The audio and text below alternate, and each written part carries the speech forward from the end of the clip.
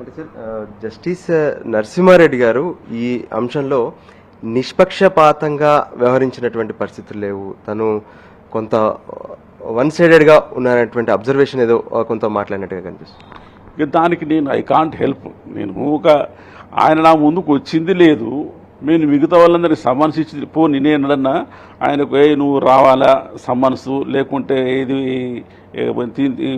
కంపల్సరీగా దీన్ని తీసుకొచ్చి మా అందు పెడతారు, అట్లాంటిది ఏం లేదు. అంత గౌరవపూర్వకంగా, అది కూడా ఆప్షనల్. ఎవరైనా కానీ మీకు ఇస్తే దాంట్లో సమస్య ఎక్కడ వస్తుంది? ఇంకా ఆయన ఇచ్చిన జవాబులోనే కొంచెం భాష అది అంత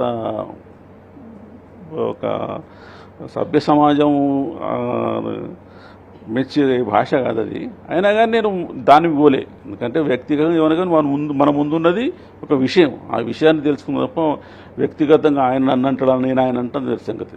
నాకెవరి మీద అట్లాంటి వైపులు ఉండవు. ఇంత కాదు. అంటే సార్ ఒక అంశంలో కమిషన్ ఏర్పాటు చేసిన తర్వాత ఆ కమిషన్కు కొన్ని పరిమితులు కానీ, అంటే ప్రత్యేకంగా ఈ ప్రెస్తో ఇంటరాక్ట్ కావద్దని ఇటువంటి అంశాలు ఏమైనా ఉంటాయా? గతంలో మీరు జస్టిస్గా ఉన్నప్పుడు కూడా ఎన్నో కమిషన్లను అబ్జర్వ్ చేసి ఉంటారు. సో ఇలా ప్రెస్ ముందుకు వెళ్ళి మాట్లాడే అవకాశం ఉంటుందా? అలా వెళ్ళడం తప్ప? ఇది కొంత అవగాహన లోపం. అది అసలు కమిషన్లు వేసేదే నీకు పబ్లిక్ ఒపీనియన్ తెలవడానికి. అది మళ్ళీ ఈ రోజుల్లో చూడండి, అది ఇంకా బయటికి తెలవడంటాం. కోర్టులో ప్రొసీడింగ్స్ అన్నీ మనకు బయట లైవ్ టెలికాస్ట్ అవుతుంది. అది కాదా? లైవ్ టెలికాస్ట్ అయితే నీకు జడ్జి గారు ఏమైనా ఇవి తప్పెందుకు చేసినావు, no according to this is wrong అని ఒక పార్టీ ఉంటేప్పుడు నో దిస్ ఇస్ రాంగ్ అని అంటాం. మళ్ళీ అదర్ సైడ్ విన్నప్పుడు అది వేరే వస్తుంది. అట్లా ఇవన్నీ మారుతూ ఉంటాయి. అది ఎప్పుడైతే ఇది రాంగ్ అన్నప్పుడు దాన్ని అభిప్రాయం కింద తీసుకుంటామో మనం. ఇంకోటి కమిషన్కు ఉన్నదే ఈ ఓపెన్ హియరింగ్ చేసుకోవడానికి. నేను ఫర్ ఎగ్జాంపుల్ చెప్తా, I headed 1 rank 1 pension commission. ఇది అన్న చిన్నది ఎలక్ట్రిక్ స్టేషన్. అది మొత్తం దేశంలో ఉన్న అన్ని మిలిటరీ ఎస్టాబ్లిష్మెంట్ తిరిగింది. అది కన్యాకుమారి నుంచి పోతే జమ్మూ వరకు, ఇటు గాంధీనగర్ నుంచి పోతే అస్సాం వరకు, మధ్యలో ఉన్న లక్నో, పూణే, హైదరాబాద్, భువనేశ్వర్ అని ప్రతి దగ్గర we held open meetings with వందలాది మంది. అందరు అభిప్రాయాలు తెలుసుకోవాలి కదా ప్రెస్. దాంట్లో ఏమున్నది? కానీ ఈరోజు పిటిషన్ అంటే కేసీఆర్ పిటిషన్ సుప్రీంకోర్టులో చూస్తే అసలు మీరు నేతృత్వం వహిస్తున్నటువంటి ఈ కమిషన్నే రద్దు చేయాలి. ఆల్రెడీ ట్రిబ్యునల్స్ ఉన్నాయి విద్యుత్కు సంబంధించినటువంటి అంశాలపైన అంటారు. ఆ వాదన ఏంటంటే ఇది ఈ రెగ్యులేటరీ కమిషన్స్ ఉంటాయి, ట్రిబ్యునల్స్ కాదు, రెగ్యులేటరీ కమిషన్. సపోజ్ నువ్వు ఒక రాష్ట్రంలో విద్యుత్ ఛార్జ్ ఎంత ఉండాలి అన్నది రెగ్యులేటర్ కమిషన్ నిర్ణయిస్తుంది. సపోజ్ వేరే దగ్గర పవర్ పర్చేజ్ చేయాలంటే 2 రకాలు. నువ్వు ఈ మెమోరా ఆఫ్ అండర్స్టాండింగ్ ద్వారా చేయాలంటేనేమో కమిషన్ అప్రూవ్ చేయాలి. లేదు టెండర్ పిలుస్తాం అనుకో, టెండర్ పిలిస్తే కమిషన్ పోనక్కర్లేదు. అది టెండర్లో ఎవరు తక్కువైతే వాళ్ళే ఇస్తారు. అట్లా అది ఎలక్ట్రిసిటీ యాక్ట్ కిందనే మొత్తం ప్రొసీజర్ ఉంటుంది. అది ఇదేంటంటే సపోజ్ ఒక ప్లేస్లో ఈ పవర్ జనరేషన్ స్టేషన్ కట్టాలా వద్దా అన్నది దాని మీద కమిషన్ పరిధిలో ఉండదు.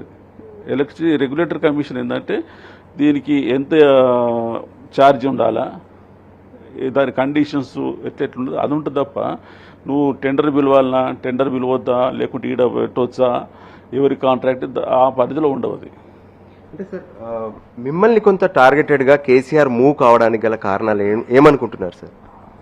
అది కారణం మనం ఎట్లా చెప్పగలుగుతాం? కొంతమంది చూస్తే భయం అనిపిస్తుంది. అట్లా ఇప్పుడు అది ఆ కారణాలు నేను చెప్పలేను. అది అంటే చెప్పలేని నాకు తెలియదని కాదు, లేకుంటే ఏదో అని కాదు, ఆయనకి ఎందుకు అనిపించిందో అట్లా. అది కొంతమందికి సేఫ్ అనిపిస్తుంది, అట్లా కొంతమందికి అట్లా. ఇప్పుడు ఒక్కొక్కరికి ఒక్కొక్క బ్యాక్గ్రౌండ్ ఉంటుంది. ఎవరైనా కానీ మీరు కానీ నేను కానీ ఎడుకోమైనప్పుడు పలానా దగ్గర ఎట్లా చూడని ఆలోచించుకుంటాం కదా.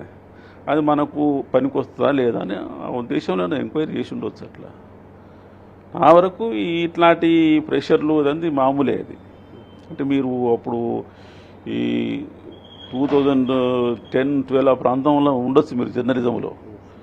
జస్టిస్ శ్రీకృష్ణ కమిషన్ అప్పుడు ఆ ప్రెషర్ మామూలుది కాదు. అది నేను విన్నాను. అటార్నీ జనరల్ వచ్చినాడు, అడిగి వచ్చి ఇట్లా కేసు మధ్యలోనే అభిప్రాయం అంటే నేను చెప్తున్నాను, కేసు మధ్యలోనే అన్నా నేను అది ఏది ఈ రకంగా అందులో అన్నారు అది స్టూడెంట్స్ అల్లరి చేస్తే రబ్బర్ బుల్లెట్లు ఉపయోగించండి, లేకుంటే ఆపోజిషన్ వాళ్ళని మేనేజ్ చేయండి, ప్రెస్ వాళ్ళను అడ్వర్టైజ్మెంట్లు మేనేజ్ చేయండి అని నా దృష్టికి వచ్చేసరికి నేను ఒక జడ్జి ఒక కాన్షియస్ ఉన్న పర్సన్ ఇదంతా ఏంటి పిచ్చి రాతలోని కొంచెం అంటే కొంతమంది ఆ ఒక దీని ఇష్టం లేని వాళ్ళు నెక్స్ట్ డేట్ ఆఫ్ హియరింగ్ వచ్చేసరికి నన్ను ఇంపీచే చేయాలన్నారు. అది ఇంపీచ్ చేయాలి, నేను శిక్షించాలి, అసలు ఈ పోస్ట్లోనే ఉండొద్దని మన అసలు నువ్వు ఈ కేసుని తప్పుకోవాలని.